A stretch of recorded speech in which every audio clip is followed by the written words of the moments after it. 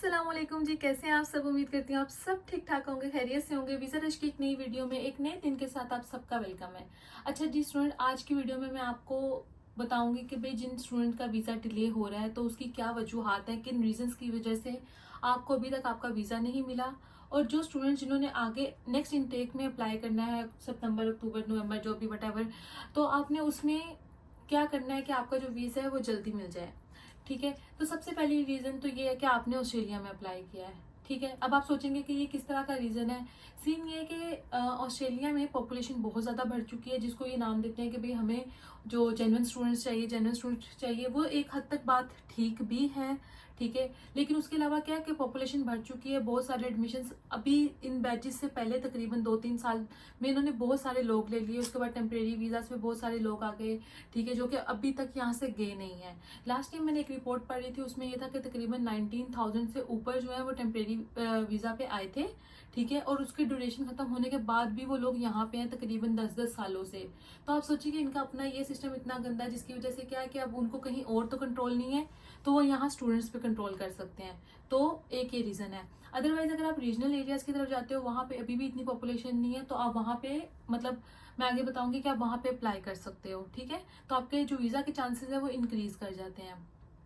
ठीक है, तो दूसरी बात यह है कि जो ऑस्ट्रेलिया का जो स्टैंडर्ड प्रोसेसिंग टाइम है वो 3 मंथ्स का है।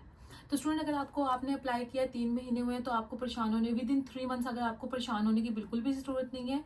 ठीक है, आई नो कि ये बड़ा हार्ड टाइम होता है, हर बंदा उससे गुजर रहा होता है, और फिर अगर आपने किसी को बताया फिर तो और ही मसला है, क्योंकि हर बंदा आपसे पूछ रहा होता है वो चीज़ें।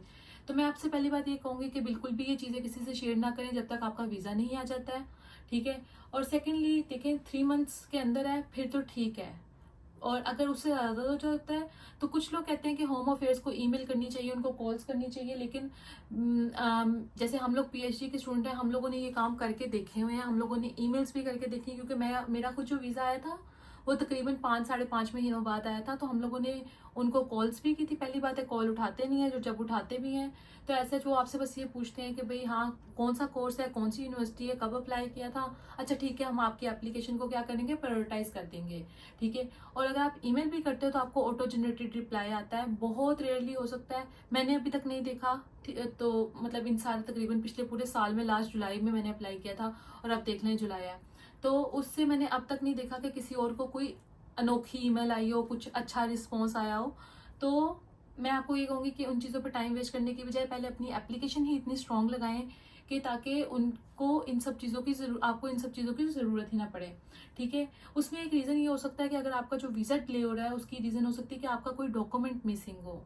ठीक है, तो डॉक्यूमेंट जब भी आपने अटैच करने अपनी फाइल के साथ, तो आपने मेक श्योर करना है कि आपने वो सब डॉक्यूमेंट अटैच किए हैं जो कि उनकी ऑफिशियल वेबसाइट पे मांगे हुए हैं। ठीक है, और अगर आपको वेबसाइट वगैरह नहीं मिलती है तो मुझे वो बताएं, मैं आपको वो भी लिस्ट भी बता दूंगी। अगर नहीं तो आप वीडियोस देख सकते हैं, बहुत सारे यूट्यूबर्स ने बहुत सारी वीडियोस डाली हुई है, मैं खुद भी आपको बता दूंगी।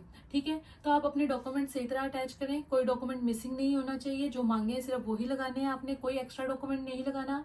ठीक है, इसके अलावा ये हो सकता है कि इनको डॉक्यूमेंट्स में या इंटरव्यू वगैरह में, जिन स्टूडेंट्स के जैसे मास्टर्स वालों के इंटरव्यूज वगैरह होते हैं, तो इनको ये वेरिफिकेशन करने में टाइम लग रहा हो, क्योंकि अब ये लोग क्या करेंगे, इनको स्टूडेंट, अब यूनिवर्सिटी को तो स्टूडेंट चाहिए ही चाहिए ना।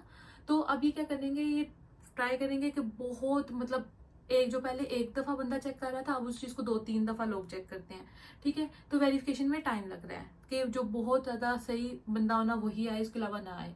ठीक है, तो ट्राई करें कि स्टूडेंट बिल्कुल जेन्युइन रहे, कोई फ्रॉड, कोई इस तरह की चीज लगाने की जरूरत नहीं, और ये आपके फ्यूचर का सवाल है, तो उस तरह सोच के करें। ठीक है, इसके अलावा क्या हो रहा है जी कि हाँ, अब जो इनकी एक ये है कि आपको अगर वीज़ा कैसे जल्दी मिल सकता है, तो लास्ट टाइम भी मैंने आपको कहा था कि जो लेवल 1 की यूनिवर्सिटीज़ हैं आप उनको टारगेट करें, क्योंकि जिन कंट्री से हम लोग आते हैं, हम लोग आ रहे हैं पाकिस्तान से, इंडिया से, तो हमारी जो कंट्रीज़ हैं उनकी वर्थ इतनी नहीं है, उनका जो रैंक है वो इतना नहीं है कि जिसकी वजह से वो क्या कहेंगे भी हाँ अच्छा ये यहाँ से आ रहे तो इसको तो फ़ौरन ले लें। ठीक है, तो अब आप क्या करें, आप लेवल 1 की यूनिवर्सिटीज़ को रैंक करें। दोबारा से रैंकिंग आ गई है मेरे ख्याल से, तो लेवल 1 और ये सब मैं यूनिवर्सिटीज़ की रैंकिंग भी मेंशन कर दूंगी। तो आप क्या करें, आप डायरेक्ट लेवल 1 की यूनिवर्सिटीज़ को रैंक करें, सॉरी उनको टारगेट करें, फिर उसके बाद रीजनल एरियाज को टारगेट करें, क्योंकि उधर वहाँ जो है पॉपुलेशन कम है, तो वहाँ पे आपके जो चांसेस हैं वो ज़्यादा बढ़ जाते हैं वीज़ा के। ठीक है, उसके अलावा जो मेडिकल की फील्ड्स हैं, मतलब नर्सिंग हो गया या अल्ट्रासाउंड वगैरह, इन सब चीज़ों में अगर आप चाहते हो एक तो पैसा भी बहुत है, सेकेंडली यहाँ अपॉर्चुनिटीज भी बहुत है। मतलब ऐसी चीज को टारगेट करें जिसमें शॉर्टेज चल रही है यहाँ पे, ठीक है। तो ऐसे सब्जेक्ट्स लें, ऐसी चीजें लें ताकि क्या हो कि आपको वो लोग हाथों हाथ लें, वो आपकी जो फाइल है उसको प्रायोरिटाइज कर दें उस चीज की बेस पे।